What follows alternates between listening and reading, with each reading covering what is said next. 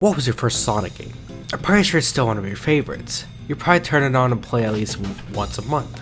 It's what you see as Sonic, but that doesn't mean it's what everyone else sees as Sonic. So when you see the current Sonic that's different from what you're used to, it doesn't feel like Sonic to you. It feels like something else. Something that is not Sonic. But is it really not Sonic?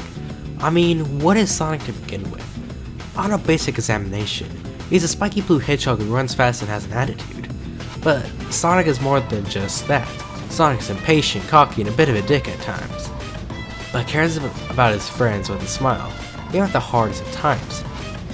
He's someone you want to hang out with. He's a cool dude, and there have been many interpretations of Sonic over time, but these key things are basically what everyone sees as Sonic the Hedgehog, as a character.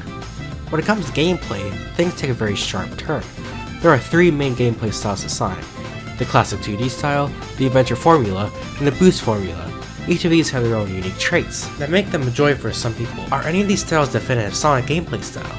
No, not really, because Sonic isn't defined by the formula of the gameplay, but how the gameplay is executed. It's what makes Sonic Mania different from Sonic 4, Sonic Adventure to Sonic 6, and Sonic Generations to Sonic Forces. So when someone says, "We need a new adventure game," or "the boost is outdated," I kinda sit there and think, do you really need it, or do you really want it? Because as I said, the style of gameplay does not determine the quality of it, the execution does. So now that we have discussed what makes Sonic as a character and what makes Sonic in gameplay, let's get to the point of the video. It's not game over with Sonic. I always hear the term nostalgia pandering, and not my Sonic thrown around on Twitter, and it makes me sit there thinking, what? Nostalgia pandering is a very niche term because it should only apply really to areas where it's obviously there for a quick buck with no effort. Take in point Sonic Forces. I enjoy this game personally, but I cannot lie. Classic Sonic is just there for a quick grab of your cash. You feel so soulless and out of place that it just makes you wonder, why? Well, we know why, because the audience loves classic Sonic, so surely having him there will make them some good old cash, right? It feels cheap, and it is cheap, so using the term there is fair. But what about Mania? Mania shows something these forces did: effort, care, for the series and game they're working on. The game is designed so well with amazing stage design that rewards the player for mastering Sonic, music that gets your head bobbing, gorgeous visuals that shine with personality, and physics that anyone can get into and master.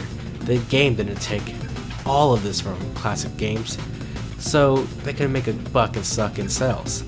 They made it because they liked the classic style and genuinely care. Mania Adventures is no different. It was made in promotion for Mania Plus, but when you watch it, you can see the effort and care they put into it. So what if the marketing took advantage of sold shirts of funny faces from the shorts? That's what marketing is supposed to do. The point is the team cared, and isn't that what we all want? Is that not a sign that the series, is no matter how much of disappointment Forces was, shows that a part of the team still cares and wants Sonic to succeed? Do we not have comic artists who pour creativity and personality into the comic books? Do we want comic writers who know what to do with characters and want to try ideas? Do we not have a new, and that when used properly, we can create amazing visuals and save the valuable development time? Do we not have a talented voice actors that, when given the right direction, shine bright, even if we still have two writers who don't care? Enough for the series writing that can still be changed. It is not written in stone.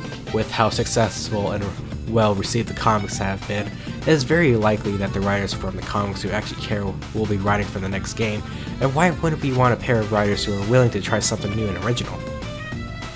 All of these flaws we have seen it can be fixed.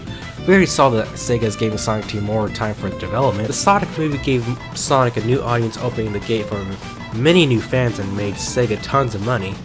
All of this is proof that Sonic is not done for, and he may never be done for. Now, all of times is really not a time to be pessimistic on the franchise. When we have so much hope and care being put into the franchise, it isn't really time to say farewell forever. The game not being your exact style of Sonic doesn't mean it isn't cared for, and many others don't love it. Separate what you want Sonic to be with what Sonic needs to be. The adventure style may or may not return, but does it need to? We would just be doing the same thing everyone hates, repeating the cycle. The franchise doesn't need ambition, nor does it need care. It needs both. It needs something to be proud of, something Sega won't meme on 5 years later.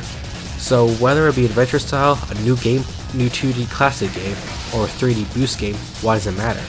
It isn't game over yet. So with the future brighter than ever, we must not stare. We must not stare into the darkness and turn back saying never again.